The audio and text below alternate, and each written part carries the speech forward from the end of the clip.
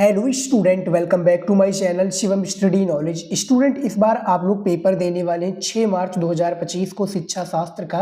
तो ये एक बार वीडियो जरूर देखिएगा। शिक्षा शास्त्र का एक वायरल मॉडल पेपर में आप लोगों के लिए लेकर आया हूं और ये वायरल मॉडल पेपर आपकी 6 मार्च 2025 के लिए बहुत ही ज़्यादा इंपॉर्टेंट है। यहाँ पर आप पेपर कोड देख लीजिए, 123 GB पेपर कोड है 2025 बोर्ड एग्जाम का शिक्षा शास्त्र के स्टूडेंट के लिए। और इस वीडियो में मैं शिक्षा शास्त्र का एक वायरल पेपर लेकर आया हूँ, सॉल्यूशन के साथ में बताने वाला हूँ। पूर्णांक आप लोग देख सकते हैं, 100 नंबर का आपका ये पूर्णांक रहेगा और टाइम आपका वही होता है जो हर एक सब्जेक्ट में दिया जाता है, 3 घंटे 15 मिनट।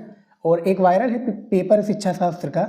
अनुक्रमांक और नाम यहाँ पर आप लिख लीजिएगा अपना। उसके बाद में देखिए नोट में, देखिए यहाँ पर कि प्रारंभ के 15 मिनट परीक्षार्थियों को प्रश्न पत्र पढ़ने के लिए निर्धारित है। यानी ये 15 मिनट पेपर आपको अच्छे से पढ़ना है। निर्देश में दिया है कि सभी प्रश्न अनिवार्य है, यानी इस पेपर में जितने भी प्रश्न दिए गए हैं वो अनिवार्य है। और दूसरा है प्रश्न संख्या 1 बहुविकल्पीय प्रकार का प्रश्न है। इन पर एक बहुविकल्पीय प्रकार में टोटल 5 प्रश्न होते हैं। और प्रश्न संख्या 2 से 6 तक निश्चित उत्तरीय प्रश्न है और प्रश्न संख्या 7 से 12 तक अति लघु उत्तरीय प्रश्न है, जिनमें से प्रत्येक का उत्तर लगभग 25 शब्दों में। और प्रश्न संख्या 13 से 18 तक लघु उत्तरीय प्रश्न है। लघु उत्तरीय प्रश्न है जिनका प्रत्येक उत्तर 50 शब्दों में। तथा यहाँ पे देखिए प्रश्न संख्या 19 से 21 तक दीर्घ उत्तरीय प्रश्न है, जिनमें से प्रत्येक का उत्तर 250 शब्दों में अंतर्गत लिखना है।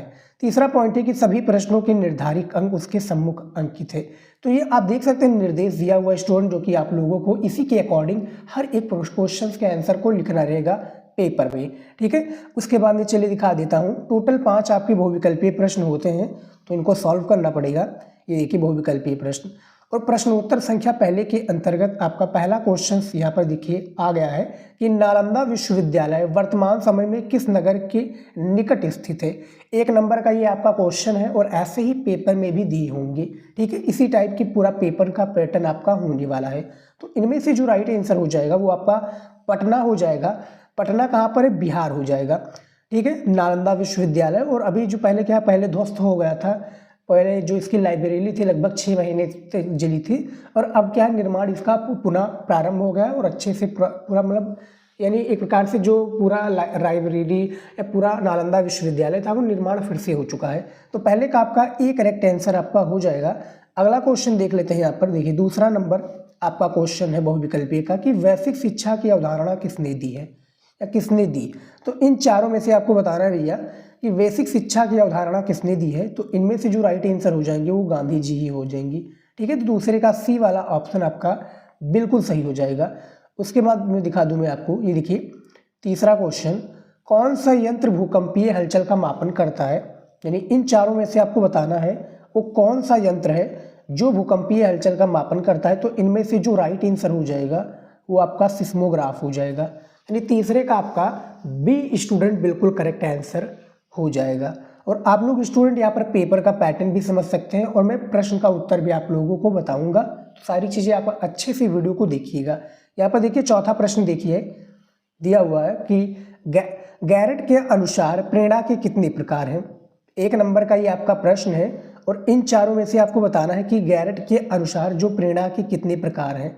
तो इसका जो राइट आंसर हो जाएगा वो आपका बी हो जाएगा। यानी इनके अनुसार भैया 3 प्रेरणा के जो है प्रकार है। ठीक है, ये आप देख सकते हैं। और अब अगला लास्ट क्वेश्चन देखिए 5वां नंबर कि 70 से 80 बुद्धि लब्धि वाले व्यक्ति क्या कहलाता है। तो ये इसको मैंने काफ़ी बार बताया है। 70 से जो 80 बुद्धि लब्धि वाला व्यक्ति है वो क्या कहलाता है भैया? दुर्लभ बुद्धि, जिसको हम मंद बुद्धि के नाम से भी जानते हैं। ठीक है, 70 से 80 वाला समझ में आ गया। तो ऐसे क्वेश्चन आपके आएंगे। तो ये हमारा 5 बहुविकल्पीय प्रश्न था जो कि प्रश्नोत्तर संख्या पहले के अंतर्गत आता है। अब चलिए देख लेते हैं निश्चित उत्तरीय प्रश्न। अब देखिए निश्चित उत्तरीय प्रश्न के बारे में जिन भी स्टूडेंट को नहीं पता है मैं बता दूं। देखिए ये एक टाइप का बहुविकल्पीय की तरह ही प्रश्न रहता है, लेकिन फर्क इतना रहता है स्टूडेंट कि उसमें 4 ऑप्शंस दिए जाते हैं, इसमें 4 ऑप्शंस नहीं दिए जाएंगे। इसमें आपको ठीक है एक लाइनों में इसका आंसर आपको दे देना होता है। ठीक है, सारा क्वेश्चन सही होगा, बस इसमें थोड़ा एक क्वेश्चन का आंसर मिला होगा। मैं आपको दिखाता हूँ कैसे। ये देखिए जैसे दूसरा नंबर प्रश्न दिया हुआ है निश्चित उत्तरीय प्रश्न का कि बुद्धि के मुख्य प्रकार कौन कौन से, इसके बारे में बताइए। ठीक है, 1 नंबर का ये आपका प्रश्न होता है, टोटल 5 दिए होते हैं। इसका उत्तर देखिए गैरट तथा थॉर्नडाइक ने बुद्धि के 3 प्रकार या भाग निर्धारित किए हैं। सबसे पहला है मूर्त बुद्धि, दूसरा है अमूर्त बुद्धि तथा तीसरा है सामाजिक बुद्धि। ये बुद्धि के मुख्य प्रकार हैं जो यहाँ पर आप स्क्रीन पर देख सकते हैं। उसके बाद में देखिए तीसरा, यहाँ पर तीसरा क्या दिया है कि शिक्षा में सहायता अनुदान प्रणाली की घोषणा किसने की थी, इसके बारे में बताइए कि शिक्षा में जो अनुदान प्रणाली की घोषणा की थी ये किसने की थी। तो इसका उत्तर देखिए, शिक्षा में सहायता अनुदान प्रणाली की घोषणा चार्ल्स वुड ने सन 1854 के घोषणा पत्र में की थी। तो तीसरे का राइट आंसर यहाँ पर आप देख सकते हैं कि सारा क्वेश्चन का आंसर तो मतलब क्वेश्चन तो वही है, बस इसमें थोड़ा चेंज कर दिया गया कि चार्ल्स वुड ने 1854 में की थी, बस इतना ही चेंज है, बाकी सारा क्वेश्चन वही का वही है। ठीक है, तो टोटल ये भी 5 प्रश्न दिए होते हैं और इसको भी मैं बताऊंगा आपको। चौथा नंबर क्वेश्चन देखिए कि राष्ट्रीय आपदा प्रबंधन प्राधिकरण की स्थापना क्यों की गई, इसके बारे में बताइए। 1 नंबर का ये क्वेश्चन है, इसका उत्तर देखिए, राष्ट्रीय आपदा प्रबंधन प्राधिकरण की स्थापना विभिन्न आपदाओं को नियंत्रित करने तथा उनसे होने वाले नुकसान को कम से कम करने के उपाय खोजने के लिए की गई। चौथे नंबर प्रश्न का भी यहाँ पर आप आंसर देख सकते हैं। और ज़्यादा जानकारी के लिए जैसा कि मैंने बताया आपको, वीडियो को रोक कर भी सारी चीज़ों को समझ सकते हैं। 5वां क्वेश्चन देखिए, ये देखिए कि थॉर्नडाइक ने, यहाँ पे देखिए थॉर्नडाइक ने सीखने के किस विधि का समर्थन किया है।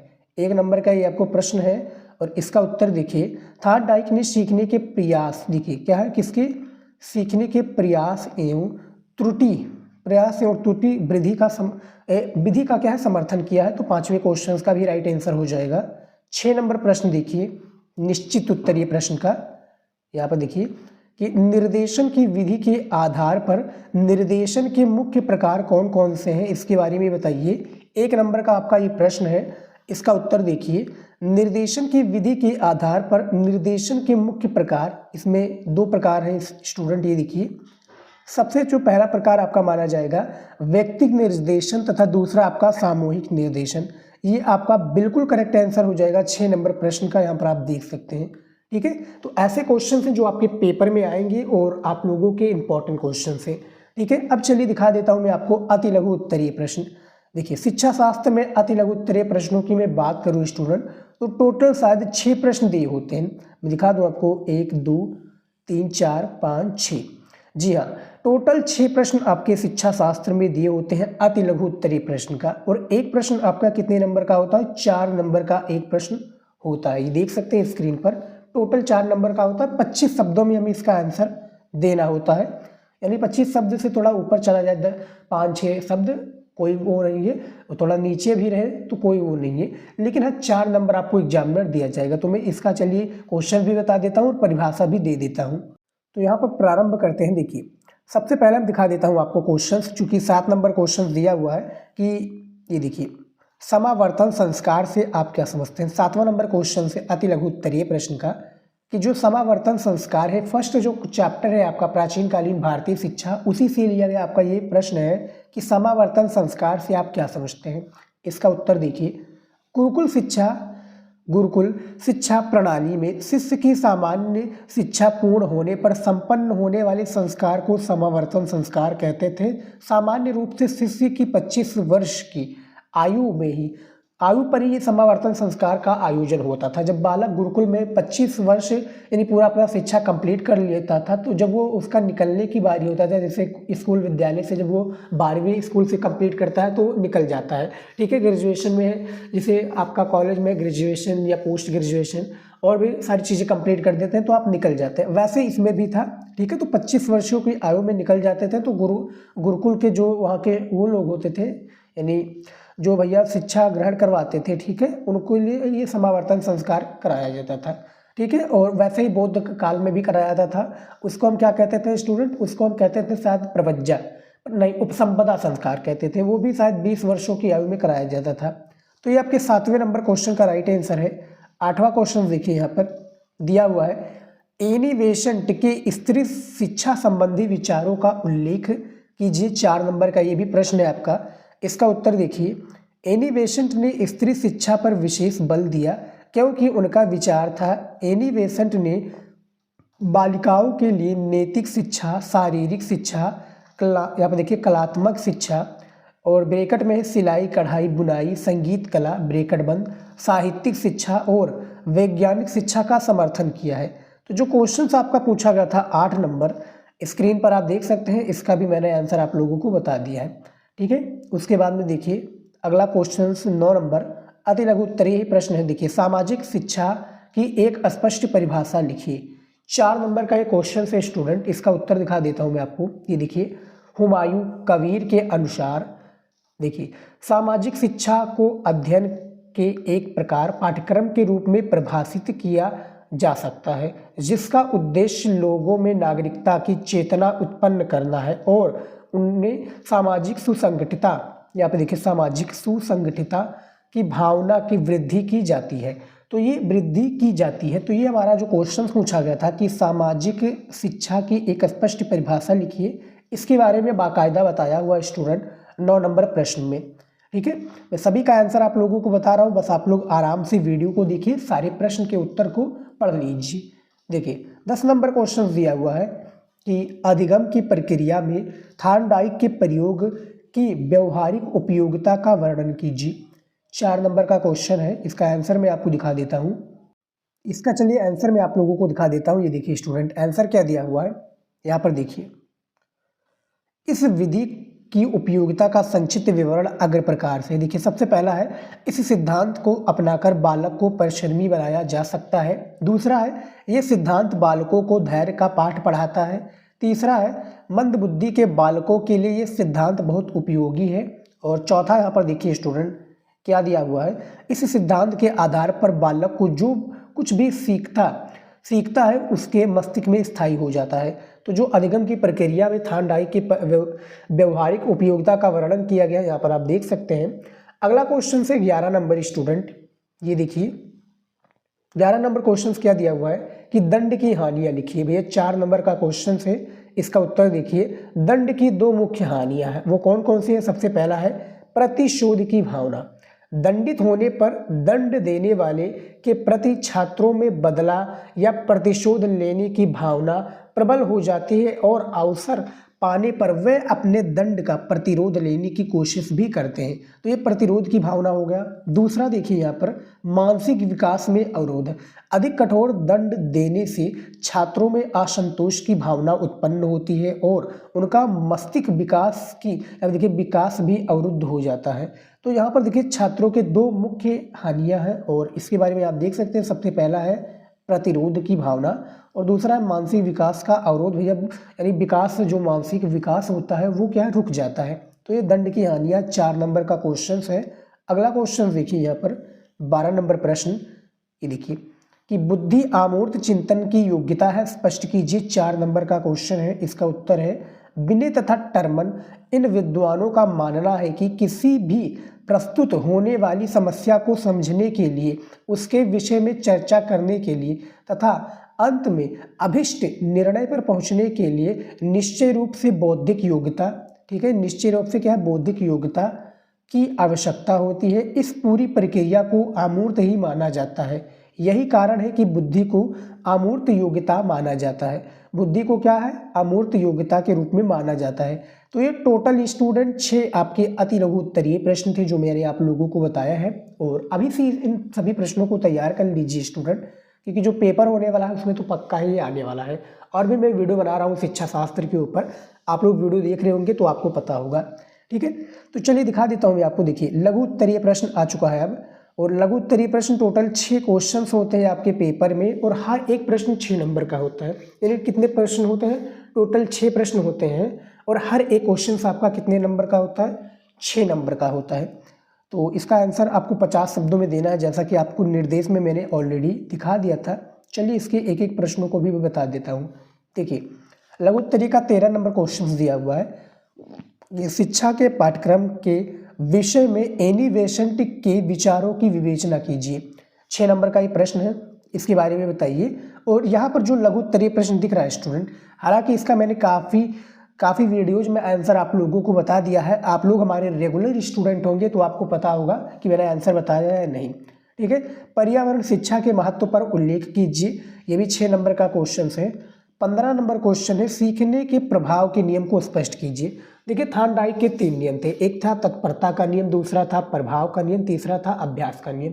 ठीक है, तो इनके प्रभाव के जो नियम है इनके स्पष्ट रूप से बताना है, आपको 6 नंबर देकर जाएगा। 16 नंबर प्रश्न है, दंड क्या है, शिक्षा में इसकी क्या उपयोगिता है। तो भैया दंड क्या है, दंड के बारे में बताना है।